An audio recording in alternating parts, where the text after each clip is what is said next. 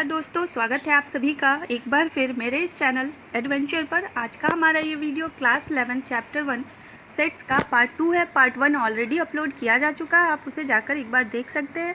Link मैं description box में डाल दूंगी। बढ़ते हमारे इस वीडियो की तरफ। Here in last video we have studied what is set, what are their types and how can we represent it in various form। हम क्या होते हैं सेट, कितने तरह के होते हैं और उन्हें हम किस तरह से अलग अलग फॉर्म में रिप्रेजेंट कर सकते हैं। आज का ये वीडियो टाइप्स ऑफ सेट के ऊपर है। यहाँ हम 10 टाइप्स ऑफ सेट्स को देखेंगे, जो है singleton set, finite set, infinite set, null या empty set, equal set, subset, proper set, improper set, power set and universal set. ये हम दो पार्ट में लेके आएंगे। फर्स्ट पार्ट में हम फ्रॉम फर्स्ट टू फिफ्थ तक देखेंगे और नेक्स्ट में 6 to 10।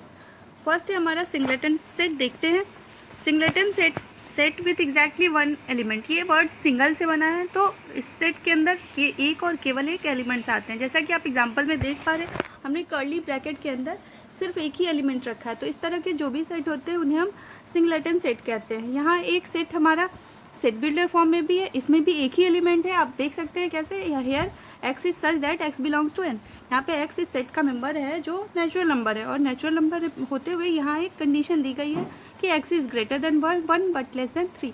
x 1 से बड़ा है लेकिन 3 से छोटा है। तो हम जानते हैं कि 1 और 3 के बीच में केवल एक ही नेचुरल नंबर होता है, दैट इज 2। तो इस सेट का केवल एक मेंबर है, वो 2 है, इसलिए इसे भी हम सिंगलेटन सेट कहेंगे। बढ़ते हैं नेक्स्ट सेट की तरफ, finite set. Finite set is a set which is empty और consist of definite number of element. तो जैसा कि नाम से ही ये सेट डिफाइन होता है, वैसे सेट जिसमें डेफिनेट नंबर ऑफ एलिमेंट्स होते हैं जिन्हें हम काउंट कर सकते हैं, या फिर उसमें एलिमेंट 0 होते हैं, उसमें कोई एलिमेंट नहीं होता है। तो वैसे सेट या तो उसमें कोई एलिमेंट ही ना हो, या फिर उसमें जो भी एलिमेंट है वो काउंटेबल हो, जिन्हें हम काउंट कर सके, वो डेफिनेट हो, तो उसे हम फाइनाइट सेट कहेंगे। एग्जाम्पल में आप देख पा रहे हैं, एक सेट ए दिया गया है जिसमें 6 मेंबर हैं, A B C D E and F। ये फाइनाइट है, इन्हें हम काउंट कर सकते हैं, इसलिए ए हमारा एक फाइनाइट सेट है। इसी तरह बी के अंदर हमने डेज ऑफ द वीक को रखा है। तो एक वीक में जो भी डेज होते हैं, we all know there are 7 days in a week. एक वीक में 7 डेज होते हैं, तो वो भी एक फाइनाइट नंबर है, एक डेफिनिट नंबर है। तो उन 7 डेज को हम यहाँ रखते हैं, इसलिए ये भी हमारा एक फाइनाइट सेट हुआ। बढ़ते हैं नेक्स्ट सेट की तरफ, इनफाइनाइट सेट। फाइनाइट सेट में हमारे पास डेफिनिट नंबर ऑफ एलिमेंट्स होते थे सेट के अंदर, यहाँ डेफिनिट नहीं होंगे, इनफाइनाइट होंगे। वैसे एलिमेंट्स जो काउंटेबल नहीं है, जिन्हें हम काउंट नहीं कर सकते, तो इनफाइनाइट एलिमेंट्स वाले सेट को हम इनफाइनाइट सेट कहेंगे। A set consist of infinite element. For example all integers. हम सब जानते हैं इंटीजर्स कितने होते हैं, इनफाइनाइट होते हैं। पॉजिटिव इंटीजर इनफाइनाइट होते हैं, निगेटिव इनफाइनाइट होते हैं, और 0 होता है। तो ये सारे एलिमेंट्स का कॉम्बिनेशन हमारे पास एक इनफाइनाइट नंबर्स को देता है। तो ऐसे में सारे इंटीजर्स का जो सेट होगा वो एक इनफाइनाइट सेट होगा। एक एग्जाम्पल है all the points on the line. We all know line is form by a combination of a number of points. हम जानते हैं कि लाइन कैसे बनता है, एक बहुत सारे पॉइंट्स के कलेक्शन से। तो यहाँ पे उन सारे पॉइंट्स को कलेक्ट करेंगे और लिखेंगे, तो वो हमारे पास इनफाइनाइट नंबर्स में होते हैं, इसलिए इस सेट को भी हम इनफाइनाइट सेट कहेंगे। नेक्स्ट हमारा है X is such that X belongs to Q. X एक रैशनल नंबर है, एंड सच दैट वो इस तरह से है कि X is greater than 1/2 but less than 3/4।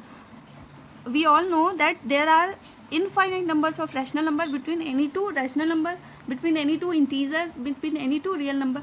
किसी भी दो तरह के नंबर्स को हम लेते हैं तो उनके बीच में infinite number of rational number lie करते हैं। तो इस तरह से ये सेट भी हमारा इनफाइनाइट सेट का एग्जाम्पल है।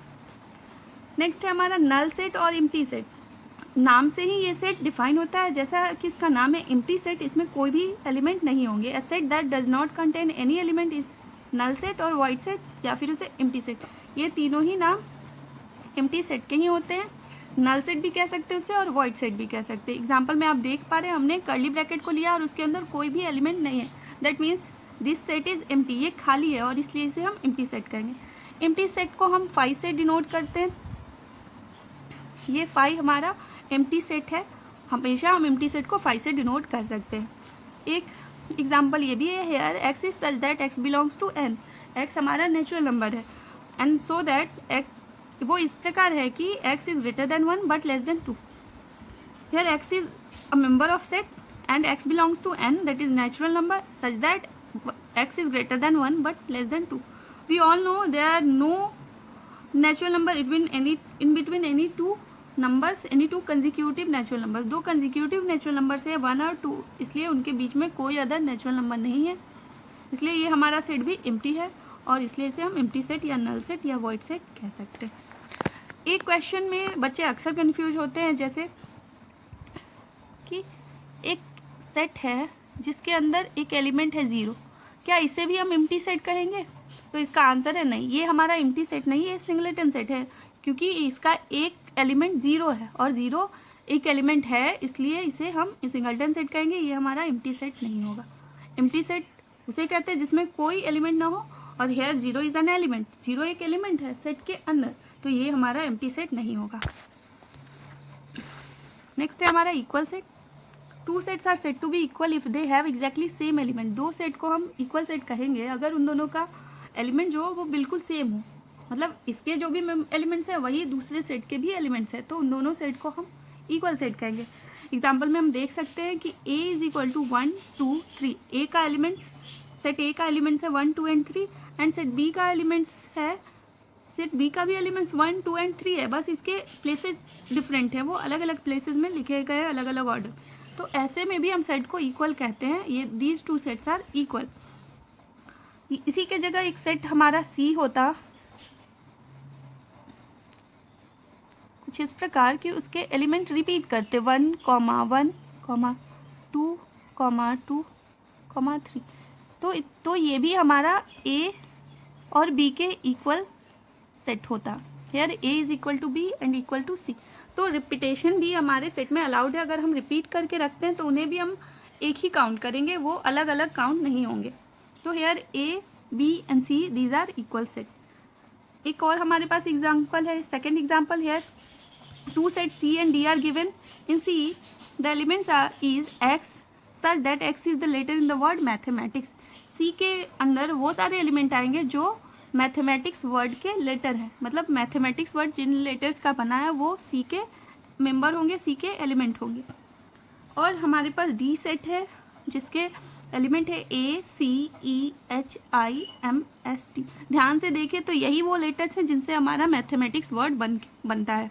तो इस तरह इस दोनों ही सेट में नंबर ऑफ एलिमेंट्स या एलिमेंट्स बिल्कुल एक जैसे हैं, तो इसलिए हम कह सकते हैं set C is equal to set D. तो ये था हमारा इक्वल सेट्स का definition with example. I hope आप ये सारे सेट्स को बहुत अच्छे से समझ गए होंगे।